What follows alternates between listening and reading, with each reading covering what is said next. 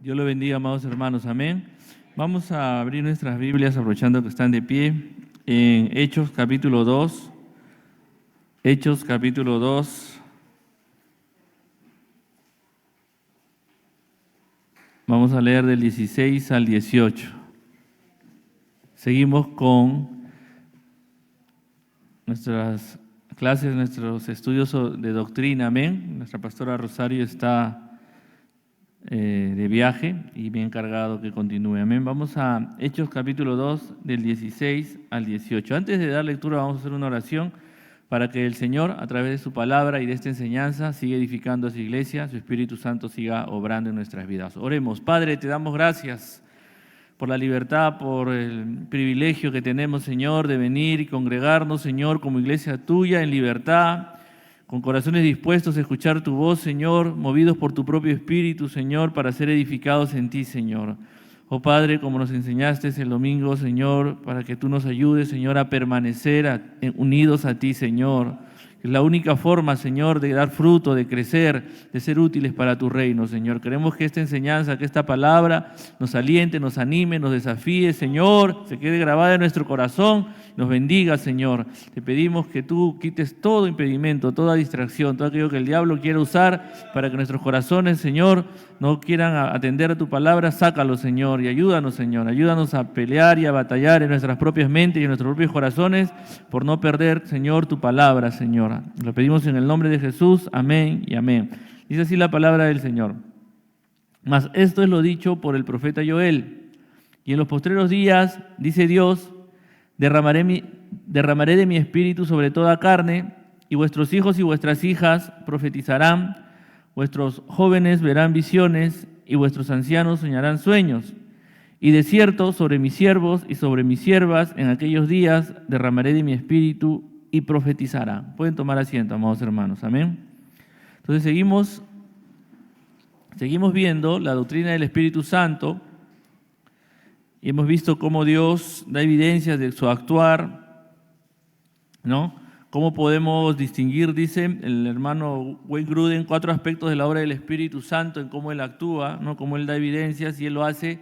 El Espíritu Santo, según lo que hemos ido aprendiendo, es el que nos habilita, nos da vida, nos regenera. El Espíritu Santo también, dice, en las clases anteriores hemos visto, es el que nos purifica, ¿no? El que nos santifica, por eso se le llama Espíritu Santo. Y lo último que se ha estado enseñando en varias enseñanzas, en varias semanas, es que el Espíritu Santo revela. El Espíritu Santo te hace ver las cosas como son realmente y se va a revelar a tu vida. Y la semana pasada nuestra maestra, la pastora Rosario, enseñó sobre cómo el Espíritu Santo convence de pecado, de justicia. Es el que te va a traer al verdadero arrepentimiento. Ahora vamos a entrar a otro punto que es el Espíritu Santo unifica, ¿no? Así está en la clase. El Espíritu Santo es el que trae la unidad, ¿no? Y leyendo como base este versículo, el hermano Grudem dice que aquí lo que vemos es que hay un obrar del Espíritu que ya no es solo para los líderes, que ya no es solo para algunos profetas especiales, no, que cuando el Espíritu Santo se va a derramar, dijo Joel, iba a ser sobre toda carne, es decir, sobre niños, sobre ancianos, sobre jóvenes, incluso, no debe importar la clase social en la que estés, incluso los siervos, los siervas, los esclavos, los más humildes de la sociedad. Sobre todos ellos iba a venir el Espíritu Santo con poder. Esa era la profecía del profeta Joel.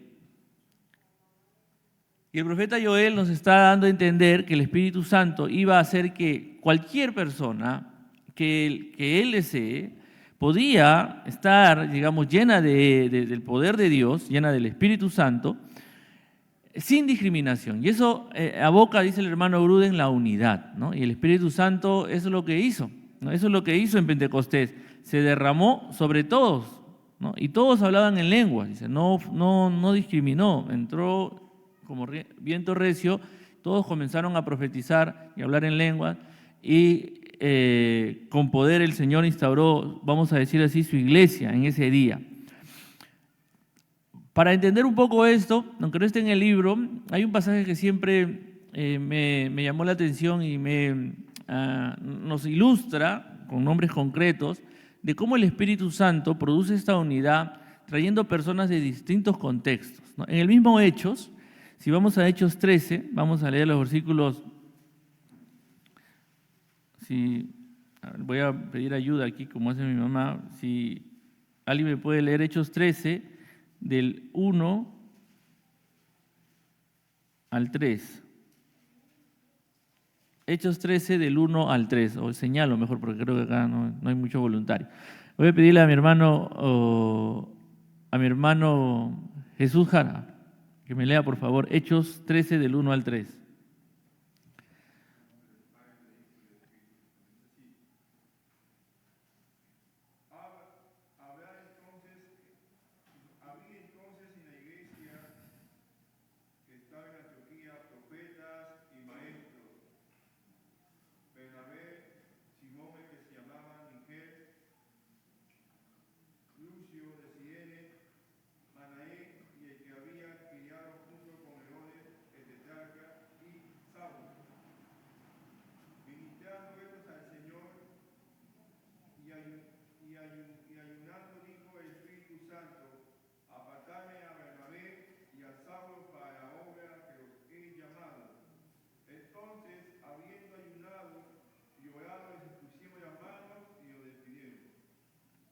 Gracias, mi hermano. Entonces, aquí tenemos 5 personajes, ¿no? En Hechos 13:1 tenemos a Bernabé, a Simón, dicen Níger, a Lucio de Cirene, a Manaén y a Saúl, ¿no? 5 hermanos. Por sus nombres, y algunos porque también tenemos más información en la propia palabra de Dios, se puede identificar algunos rasgos de estos hermanos, ¿no? Primero, Bernabé. Bernabé es uno de los primeros, digamos, hermanos de la iglesia que tuvo una conversión muy poderosa, y Bernabé es probablemente, al ser mencionado primero, el líder y el pastor principal, vamos a decirle así, de la iglesia en Antioquía, el pastor fundador, ¿no?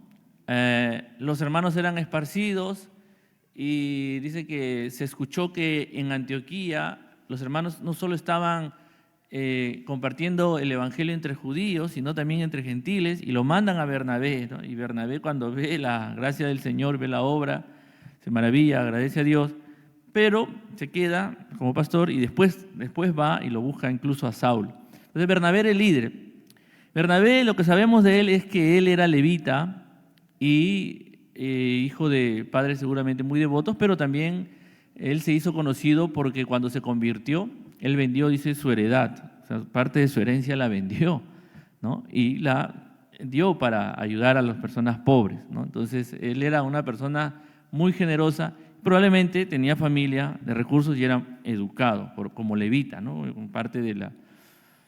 Entonces, él es Bernabé, ¿no? Él es un hermano, dice, hijo de consolación. Muchos lo caracterizan como alguien muy paciente, muy considerado, es el único que creyó realmente que Pablo se había convertido. Muchos dicen, ¿no? Que muchos siempre dudaban, pero él sí creyó en Pablo y tenía esa característica, ¿no? Que siempre daba segundas oportunidades. Pero era una persona probablemente de recursos y que hacía con mucha educación. El que sigue, dice Simón Níger, ¿no? El término Níger es un término latín que significa negro, ¿no? Allá no había problemas de llamar negro a alguien, ¿no? Nadie se sentía incomodado. Al hermano le decían Simón el Negro, si estuviera en este tiempo. Y era el segundo en la iglesia, probablemente porque en las listas de nombres en la Biblia suelen identificar tu rango, o sea, el hermano Simón el Negro, ¿no? Así se le llamaba, él era el segundo en la iglesia, ¿no? Y probablemente era judío también, pero era de color negro, no se sabe, porque muchos creen que él se convirtió en Pentecostés, porque en Pentecostés recuerden que venían muchos judíos devotos a Jerusalén a celebrar esa fiesta, de la fiesta de Pentecostés, escucharon lo que estaba pasando en el aposento alto, se acercaron, Pedro predica y se convierten, dice, ¿no? Se convierten miles, ahí se convierte él, ¿no? Y no se sabe cómo llega, pero termina en Antioquía también, ¿no? Entonces tenemos un hermano que racialmente era diferente a Bernabé. Bernabé era levita, ¿no?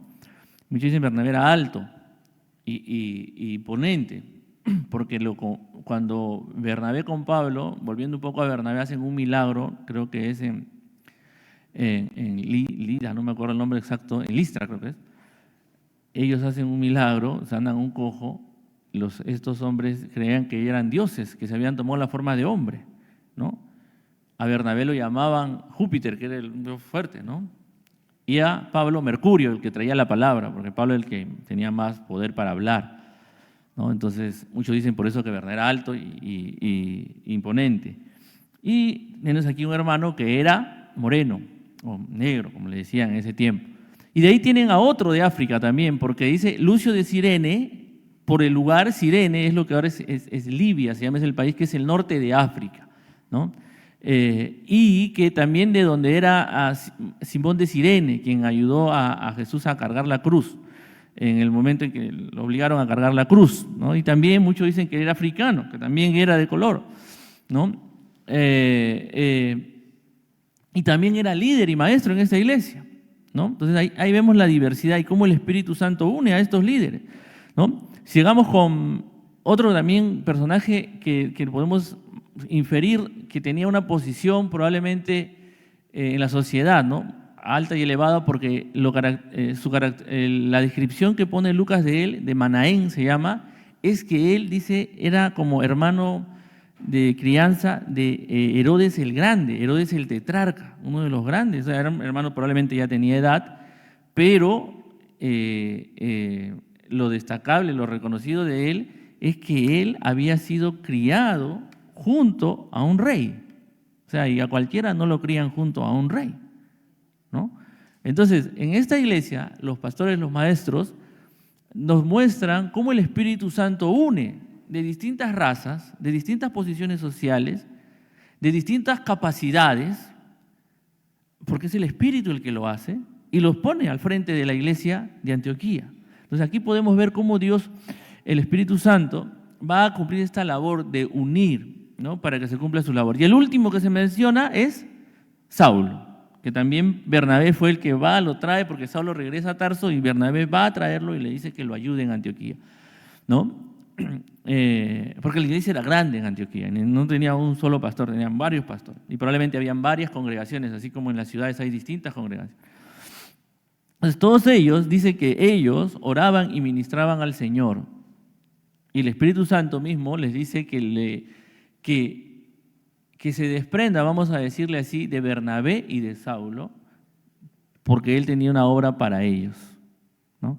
Y la iglesia se queda a cargo de, entonces, de los que estamos comentando. Se queda a cargo de Simón el Negro y de Lucio de Cirene y de Manaén, ¿no? Y Pablo y Bernabé salen de viaje misionero. Entonces, esto nos está enseñando cómo en estos personajes vemos que hay una diversidad de trasfondos, de educación, de recursos, de dinero. Había hermanos que eran muy humildes, había hermanos que tenían mucho dinero, habían hermanos que tenían un carácter fuerte y explosivo como Pablo, y otros que eran muy pacientes, consoladores, por eso le llamaban así a Bernabé, tanto así que Pablo y Bernabé después, dice, van a tener una discusión no menor por Juan Marcos, ¿no? A alguien que traen también a la iglesia, que lo traen, cuando ellos van, hay una hambre en Jerusalén y la iglesia de Antioquía, que era fuerte, va a llevarles ayuda. Van, les dejan la ayuda y se regresan con Juan Marcos, ¿no? Lo traen a Juan Marcos, seguro Juan Marcos quería servir y ya lo llevan, vamos, ahí hay bastante trabajo. Y Juan Marcos también va con ellos al primer viaje misionero, pero dice que él deserta en el viaje, o sea, se regresa, no aguanta. Porque Juan Marcos también era de familia acomodada. Juan Marcos también, muchos dicen que era de familia acomodada, que en su casa había una iglesia, o sea, su casa era tan grande que una zona era una iglesia, ¿no? En Jerusalén, y no era cualquier persona. Y seguramente le chocó lo que tuvo que pasar en el viaje misionero con Pablo y Bernabé, y ya no aguantó en cierto punto y se regresó. Pablo no lo va a recibir hasta de bastante tiempo después. Pablo lo va a recibir, pero Bernabé rápidamente lo perdona y le dice, vamos de nuevo, ¿no? Le da otra oportunidad y Pablo dice, no, vamos, no, y se discuten, no, yo no voy con él, seguramente Pablo. Pablo agarra a Silas, se va por su lado, y Bernabé agarra a Juan Marcos, se va por su lado. Miren, ¿ah? Entonces eran seres humanos como nosotros, con distintos caracteres. Pero había alguien que los estaba uniendo para la labor que Dios quería para ellos, y era el Espíritu Santo. El Espíritu Santo es el que trae esa unidad. Y esa unidad, miren, se manifiesta de manera extraordinaria en la iglesia primitiva. El hermano Gruden también nos lleva a Hechos 2, del 44 al 47. No sé si mi hermano Víctor, ¿me puedes ayudar leyendo, por favor, Hechos 2, del 44 al 47?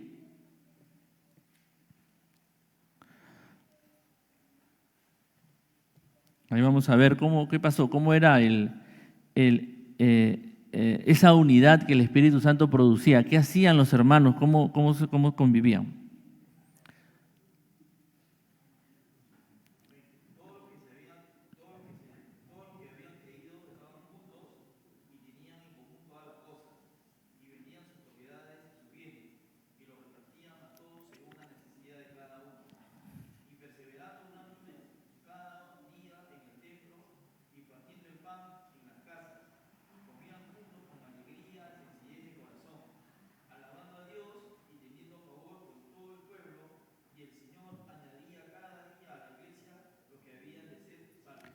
Gracias, mi hermano Víctor. Ven, ahí había una unidad tremenda. Los hermanos comían juntos todos los días, dice, no compartían, vivían en comunidad porque querían buscar de Dios.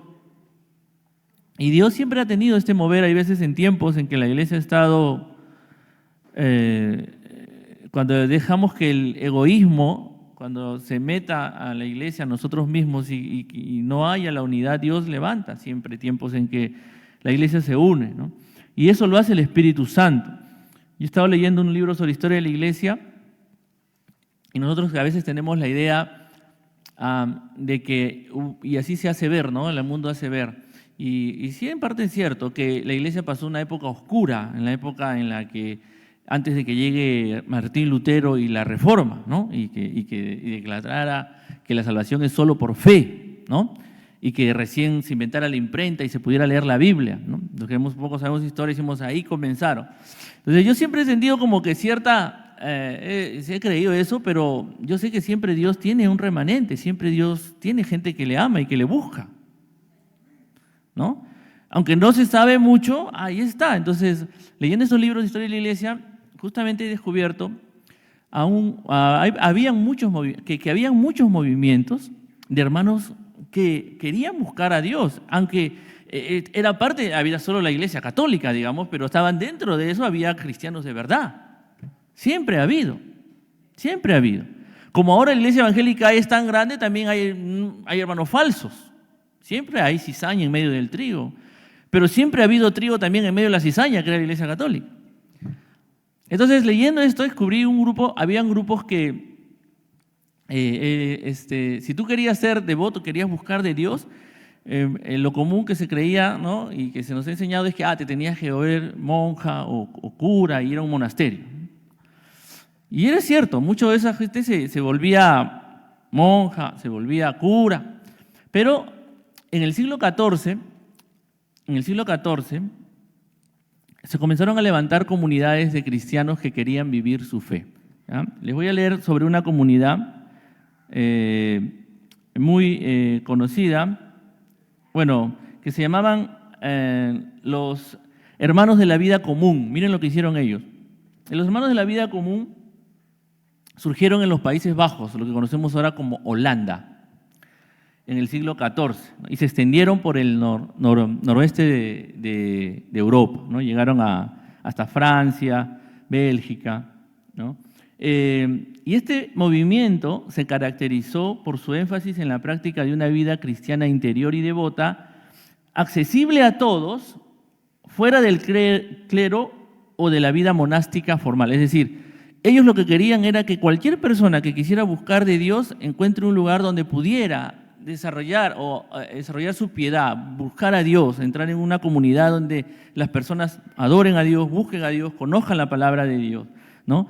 Sin necesidad de volverte un monje, sin necesidad de volverte una monja, ¿no? Entonces este movimiento fue fundado por un holandés que se llamaba Geert Grote, en español, Groot, seguro se dirá, se pronunciará, en la década de 1370, antes de la Reforma. Él tuvo una conversión, porque había hombres de Dios que tenían, Dios los encontraba y el Espíritu Santo los convertía. Él tuvo una conversión real, genuina, abandonó su carrera y se dedicó a buscar una vida piadosa y se dedicó también a predicar.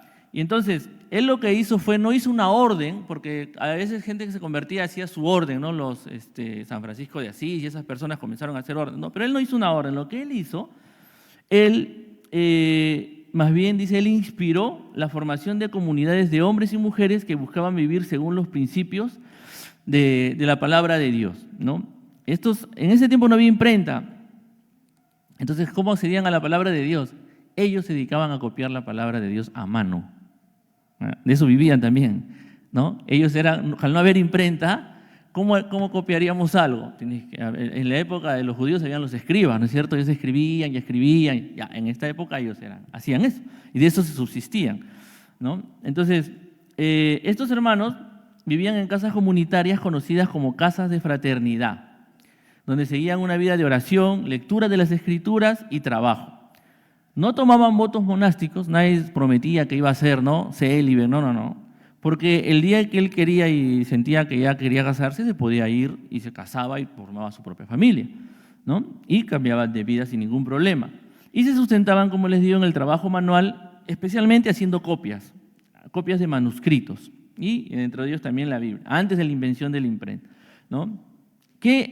¿Cómo impactaron ellos grandemente en la comunidad? Porque ellos, al estudiar la palabra del Señor, hacían mucho énfasis en la educación, ¿no? Porque antes, si tú querías educarte en esas épocas, si tú querías tener educación, estudiar, solo la única alternativa era volverte cura, volverte monje. O sea, solo esas personas recibían educación. O sea, la Iglesia Católica solo permitía que ellos se educaran. Pero ellos decían no, ellos abrieron como escuelas para que cualquiera que quería aprender la Biblia venga y estudie y aprenda. Y ellos les enseñaban, ¿no? Entonces, ellos tuvieron un impacto grande. Ellos fueron los que, ellos y otros movimientos más de hijos de Dios verdaderos, fueron los que sembraron las semillas, vamos a decir, para que la reforma florezca. ¿Por qué? Porque no era fácil que alguien como Lutero diga, miren, nos han engañado, la salvación solo por fe, y la gente tiene sus costumbres, la gente piensa y de una manera, y no iba a cambiar así porque Lutero simplemente lo decía. Ya habían habido previos movimientos y gente que conocía la Escritura. Entonces ellos apoyaron, digamos, a Lutero y por eso tuvo impacto, ¿no? A veces nos centramos en una sola persona y nos olvidamos de esto. ¿Por qué les cuento de ellos? Porque ellos tenían justamente, por la obra del Espíritu Santo, esta característica de la unidad.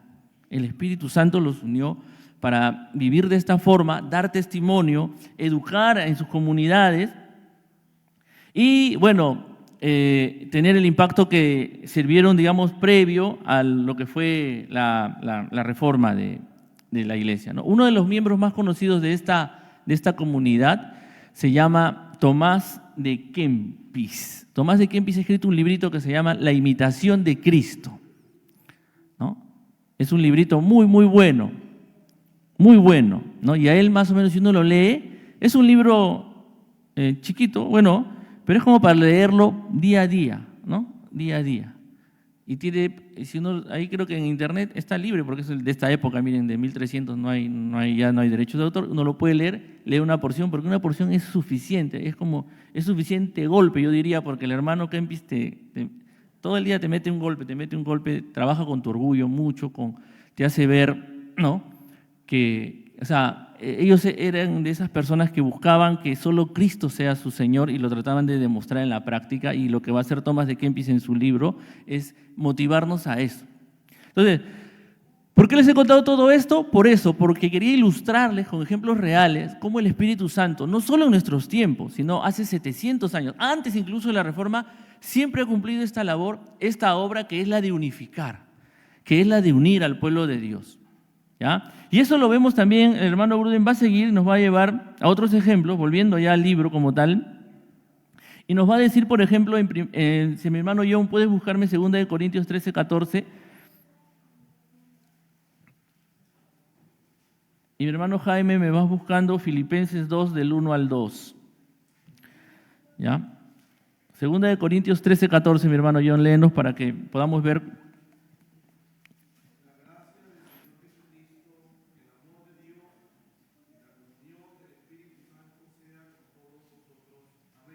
Amén. Este es un versículo trinitario, o sea, habla de la Trinidad, ¿no es cierto? Del Padre, del Hijo y del Espíritu Santo. Y la labor, dice el hermano Gruden, que el apóstol Pablo le está dando al Espíritu, dice, es significativo que él no le atribuye la profundización del compañerismo, o sea, la comunión, al Padre ni al Hijo, se lo atribuye al Espíritu Santo. Dice, la comunión del Espíritu Santo. ¿Ya? A ver, ¿qué dice Filipenses 2 del 1 al 2? Mi hermano Jaime, por favor, léanos ese versículo.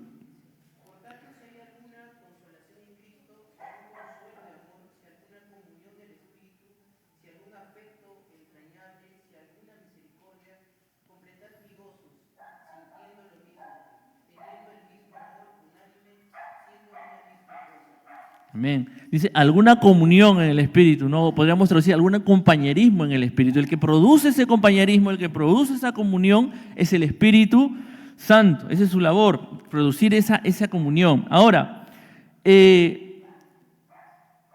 cuando el apóstol Pablo también enfatiza la nueva unidad que hay entre judíos y gentiles en la iglesia, nos dice en Efesios 2:18 que por medio de ese Espíritu es el que nosotros tenemos acceso, ¿no?, a Dios, ¿no?, por un mismo Espíritu. No es que los judíos tengan un espíritu y los cristianos o los gentiles tengan otro espíritu. No, es un mismo espíritu que le va a dar acceso a todas las personas a Dios. Y ahí está cumpliendo su labor unificadora, ¿ya? Y parte de esa unidad que produce el espíritu es que nos edifica como una sola casa, como una sola iglesia, ¿ya? ¿Qué dice mi hermana Milagrito? No sé si me puede ayudar con Efesios 4:3.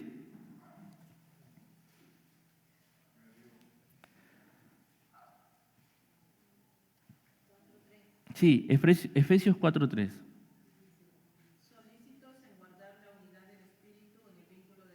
Dice, solícitos en guardar, ¿qué cosa? La unidad del Espíritu.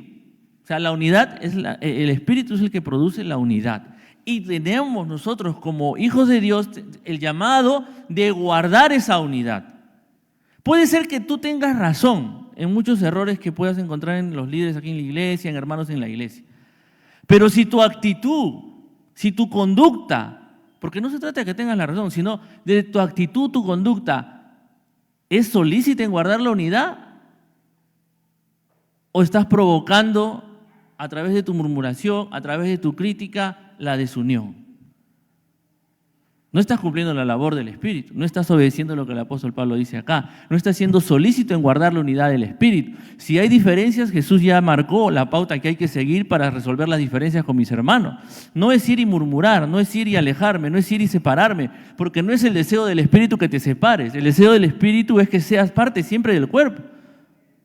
Los órganos no se pelean entre ellos y el ojo dice, hoy día no, ya me molesté, no me cuidaste, no me pusiste mi lente de sol, hubo mucho sol, mañana no va a funcionar, mañana me cierro y no, tiene que funcionar, si no, ojo, no puedes seguir el día siguiente, no se puede separar, ¿no? Entonces, esa solicitud en guardar la unidad del Espíritu demuestra realmente de qué espíritu soy, como va a decir el apóstol Juan más adelante, ¿de qué espíritu sois? Si el Espíritu Santo el que está obrando en ti, tú vas a buscar mantener la unidad. Tú no vas a estar pensando en irte, porque eso no lo produce el Espíritu Santo. El Espíritu Santo no produce deseos de que te separes, porque el Espíritu no es un espíritu de separación, es un espíritu de unidad. Muy bien, y el Pablo lo va a decir claro, 1 Corintios 12, vamos a leer algunos versículos, ¿ya? Lo que les he dicho ya más o menos está ahí. Mi hermana Erika, búsqueme por favor 1 Corintios 12, 21. ¿Ya? Mi hermano Dante, el mismo 1 Corintios 12, pero va a leerme el 11. ¿Ya? Yamil, por favor, ¿me ayudas con 1 Corintios también 12? Me lees el versículo 7. ¿Ya? Y Jordan, lees tú 1 Corintios 12 también el versículo 13. Vamos a comenzar. Primero, ¿qué dice 1 Corintios 12, 21? Mi hermana Erika.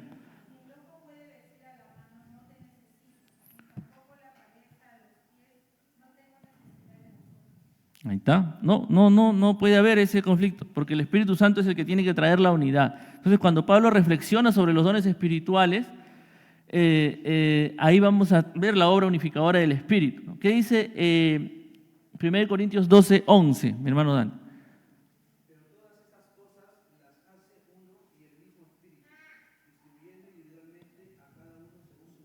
El que va a distribuir y va a asignar los dones, ¿quién es? El uno y solo el Espíritu. Y Él va a preocuparse y Él va a encargarse de eso, de buscar la unidad. ¿Qué dice 1 Corintios 12:7, Yamil?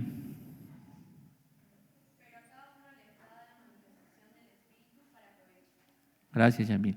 A cada uno les da ¿qué cosa? La manifestación del Espíritu. ¿Para qué? Para provecho, ¿ya? Para provecho del cuerpo, para provecho de todos, para la unidad, para el servicio, para el amor los unos a los otros. Y 1 Corintios 12:13, por favor, Jordan.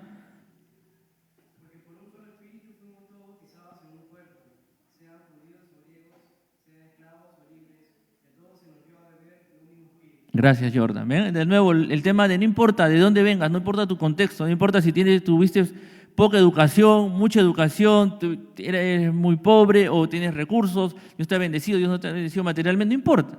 Porque lo que importa es que el Espíritu es el que te ha traído para que seas parte del cuerpo de Cristo. Y ese es el Espíritu que te va a dar para provecho del cuerpo de Cristo el don que tú tienes que desarrollar. Ahora, también dice el hermano Gruden, es evidente el tema de la unidad del Espíritu. ¿Por qué? Dice él. Por el hecho de que las rivalidades, las disensiones, los sectarismos no son obra del Espíritu, sino son deseos de la carne. ¿Y eso dónde lo vemos? En Gálatas 5:20. Mi hermana Julia, por favor, ayúdenos con Gálatas 5:20.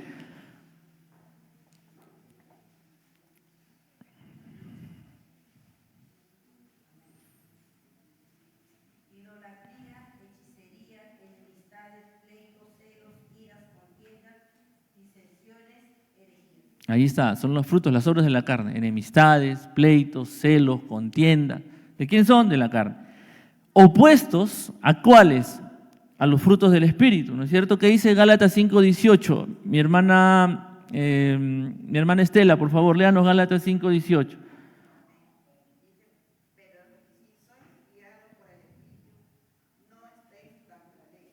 Y el 25, lea más adelante el 5:25, Gálatas 5:25.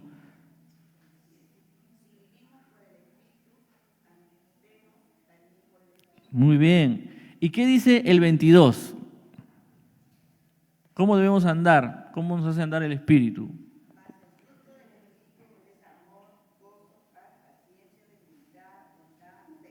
El fruto del Espíritu es amor, lo contrario a la enemistad, lo contrario a los pleitos, las murmuraciones. ¿Por qué? Porque el amor es lo que debe vincularnos, lo que debe unirnos como pueblo de Dios, como hermanos en el Señor. Una de las cosas que, por la gracia y la misericordia del Señor, Él me ha permitido a mí experimentar en carne propia, ¿no? Es que cuando he viajado con mi mamá al extranjero, la primera vez que viajé con ella fue en el año 97, como pasa el tiempo, ¿no? Me llevó de viaje, estuvimos 3 semanas en Estados Unidos, ella estuvo predicando en varias iglesias, y algo que yo no olvido es que a pesar de que estaba en un lugar extranjero, cuando yo entraba a una iglesia, sentía esa unidad, y sentía el amor de los hermanos que no me conocían, pero por el hecho de saber que yo venía y que también era de su iglesia, bueno, en otro país, el amor, el afecto que te manifestaban te hacía sentir en parte de ellos. No me sentía extraño ahí. Sí, cuando iba a los supermercados, cuando me llevaban ahí por ahí, me sentía puros gringos, grandazos y todo lo demás. Pero cuando entraba a una iglesia, me sentía que era parte de esa iglesia. Por más extranjeros que eran, ¿no? Y a veces se acercaban al final y me preguntaban de mí, de mi país, ¿no? Y nunca también me olvido, y ahí me di cuenta, me ayudó a ser humilde, porque yo siempre soy orgulloso de ser peruano, ¿no? Muy orgulloso, soy peruano. Ahí una hermana muy buena, muy bondadosa se me acerca y me pregunta, ¿y usted de dónde es, hermano? Me dice, y yo soy de Perú. ¿Y dónde es eso? Me pregunta. Eso es en Brasil, ¿no? Me dice, no, le digo, Perú es un país también, ¿no? Pero este Dios que creemos, el Espíritu Santo, llama y escoge personas de lugares para muchos desconocidos. Para muchos nosotros ni existimos, hermano. Ni en su vida van a escuchar que existe el Perú. Millones de personas. Y no importa. Lo que importa es que el que creó todas las cosas, el que gobierna desde su trono con poder, nos conozca. Y nos haya llamado a ser uno. Y nos haya llamado a dar los frutos que este Espíritu demanda de nosotros para mantener esa unidad. Eso es lo que importa. Que este Espíritu Santo se perfeccione en nosotros y que nos mantenga en este vínculo perfecto. ¿Qué dice Colosenses 1:8? Emily, ¿lo puedes leer, por favor, hermana? Y mi hermano Cristian Gamboa, Colosenses 3:14, de ahí tú lees, por favor, para ir ya terminando. ¿Qué dice Colosenses 1:8?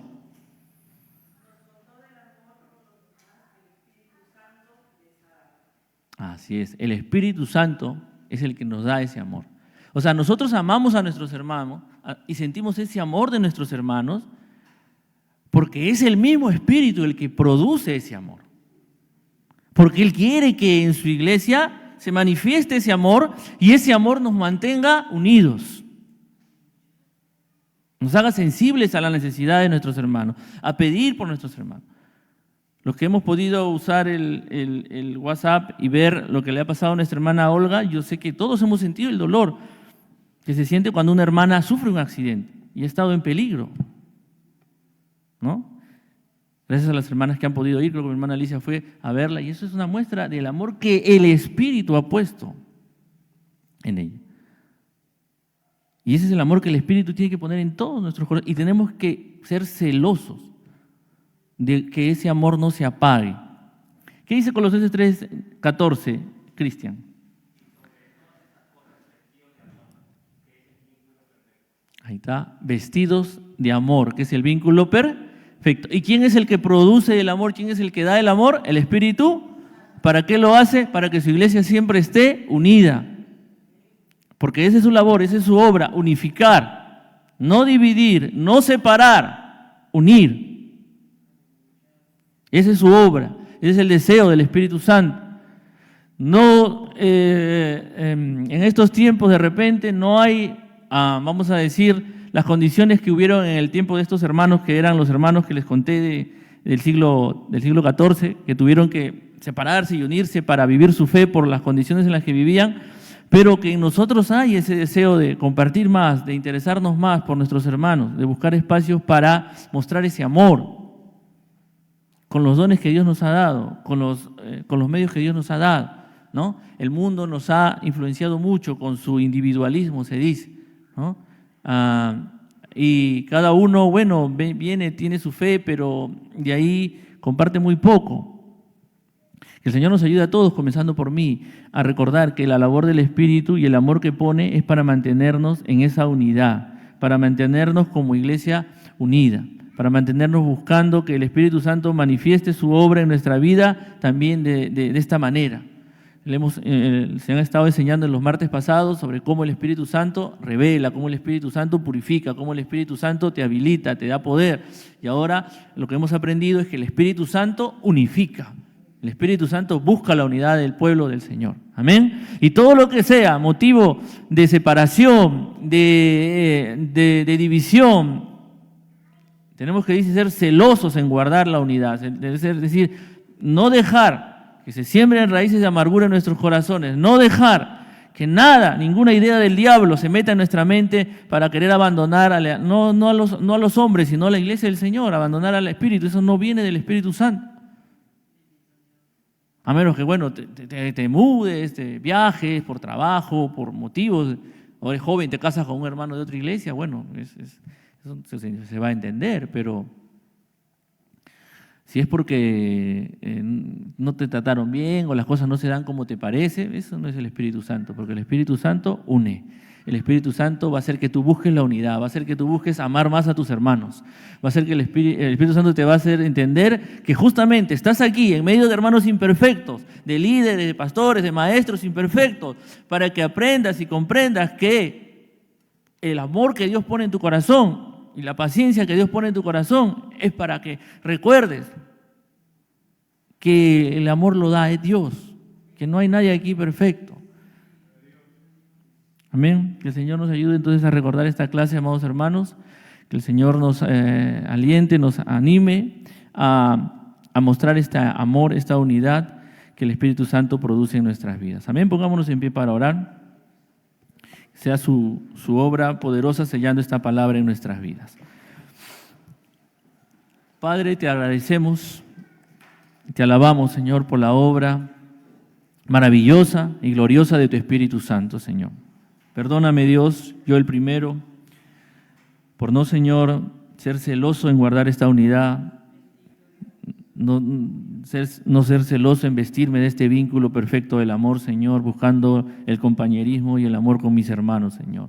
Ayúdanos, Señor, a superar nuestro egoísmo, nuestro deseo de ser tan individualistas, Señor, y ayúdanos, Señor, por favor, con tu Espíritu Santo, que ese Espíritu Santo nos una cada día más, Señor, para que el mundo crea que es posible, Señor, renunciar a uno mismo por amor a sus hermanos y hacer la obra tuya, Señor, de amar a nuestro prójimo como a nosotros mismos, Señor.